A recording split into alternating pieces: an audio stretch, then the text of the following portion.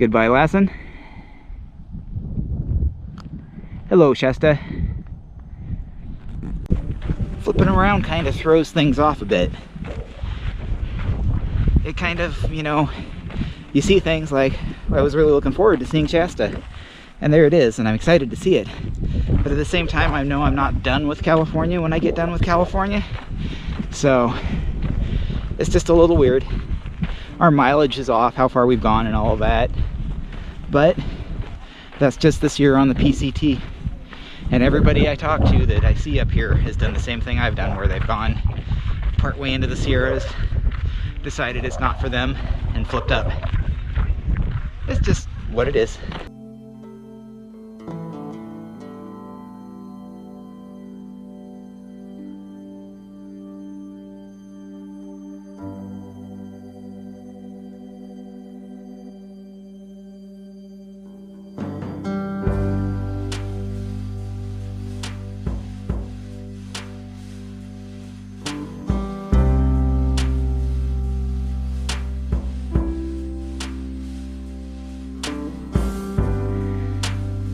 $400 feet down to get the water, 400 feet back to get back to the trail. All over half a mile. Fun!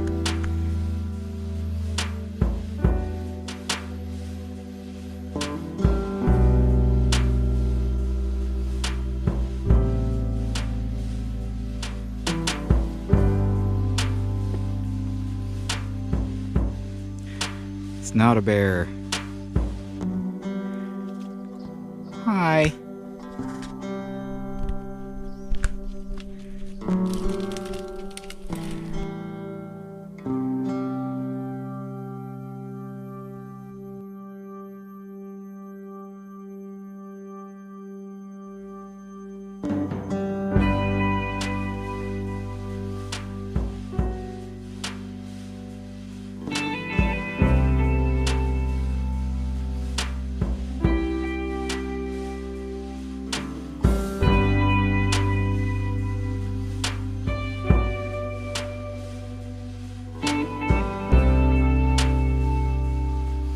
Just got done resupplying at Bernie Mountain Guest Ranch. Awesome place. They've got cabins, showers, laundry, a pool, a small general store, and it's only 30 bucks to camp out on their yard, and you get a free shower and free laundry. And you can resupply here. The general store is a little on the pricey side, but not so much that it's outrageous. And a great place. Got a little bit of a late start, but we're only going to Bernie Falls today, so that's only about 10 miles up the road, and then we'll check that out and get going in the morning back to our normal routine. Let's get going.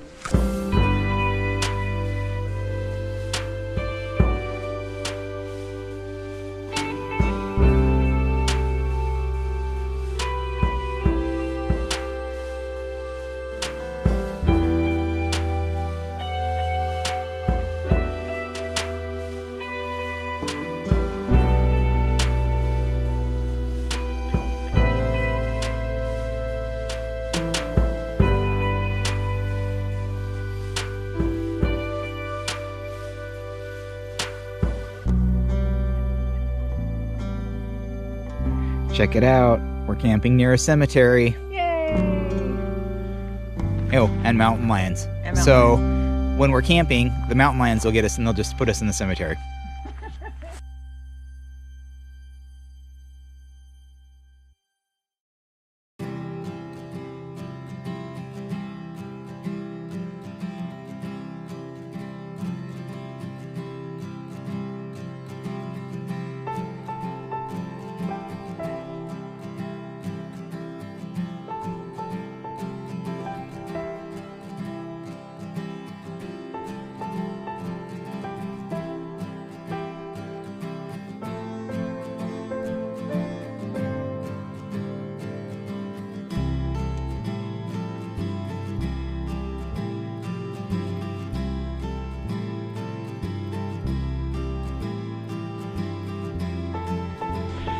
So there are definite pros and cons to flipping like we did. I really didn't want to, but the Sierra was just too unmanageable this year. And almost everybody that I know has flipped in some way, shape, or form, except for the people that had the hardcore mountaineering experience and came through when it was all snow. But first thing is, it's definitely cooler than it would be if I had gone through the Sierras and came through here in July. So I don't do heat very well, and that suits me just down to the ground. Also, a lot of stuff is in bloom out here, which I don't think would be in July. I'm seeing dogwood and even irises and all kinds of stuff. Also, there's considerably less people. I'm lucky if I see 2 to 3 people in a day. There's been days out here where I haven't seen anybody. And I suppose that could be a pro or a con to you depending on how social you are. I'm not social, so it's definitely a pro for me. The other thing is, what I'm hoping is I'm going to miss fire season for most of Oregon and California, because we'll be going through the fire-prone areas now instead of July, August, when the fires tend to get really bad. I know Washington supposedly has been a bad fire year this year, but I'm hoping that, all things considered, it stays decent. Some of the downsides are that there's definitely no trail magic, because you're coming through here at almost a month ahead of time. And I noticed that people aren't expecting hikers yet, so some of the stuff is still closed. But otherwise, you know, I actually kind of like this. I'm glad I'm getting it done now. I'll hit the end of the Oregon border, and then I'll flip back down and do the Sierras, and then I'll be done with that whole section, and I won't have to have that post-Sierra blues that people talk about going through Northern California. There's some pretty stuff out here, but it really is just a green tunnel, and it can be a little bit annoying at times. I'm even feeling it right now. It's just like, come on, give me something to look at. But again, just a different section of the trail.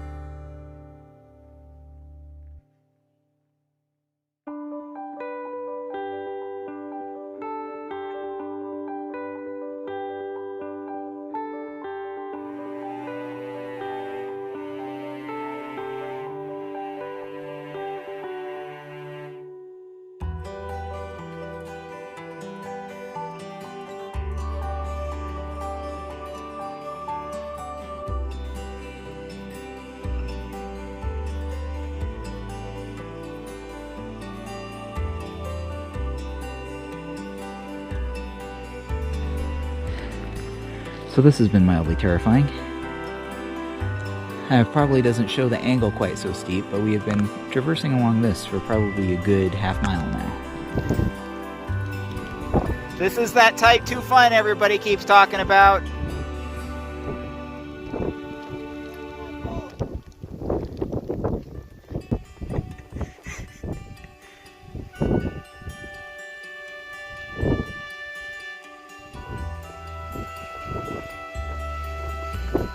The rain is horizontal.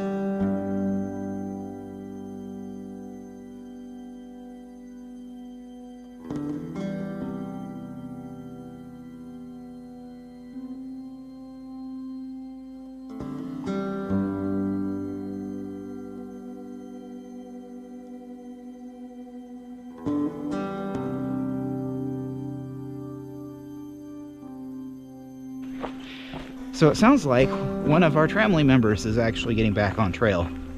There were 5 of us when we hit Lone Pine, and then 2 of them decided that they were getting off trail for various reasons.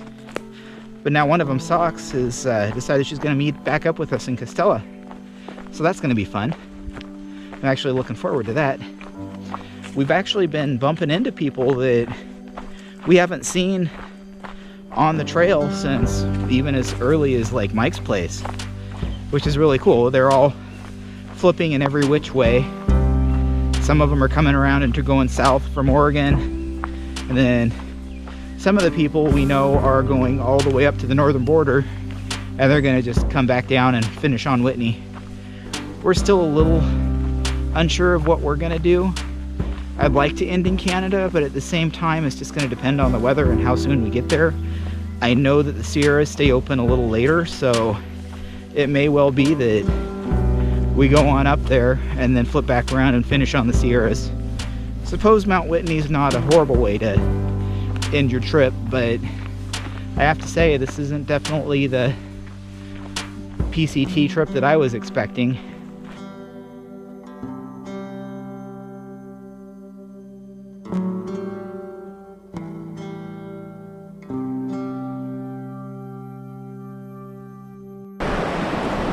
Well, we're about 36 miles away from Shasta, in a bit of a rush. We didn't resupply very well at Bernie Mountain because we only have about a little over a day's worth of food, which means you gotta push some bigger miles. Food's a powerful motivator. Let's get going.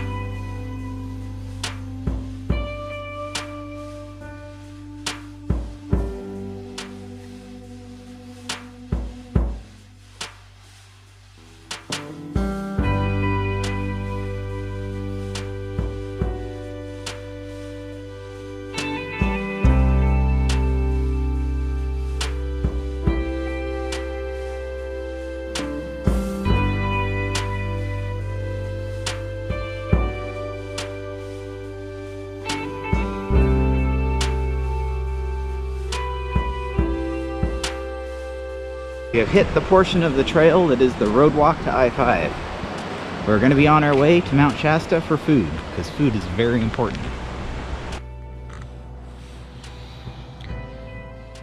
We decided to give the day away another try. It's 5:40 in the morning and 2 trains have already gone by, and the birds are really obnoxious.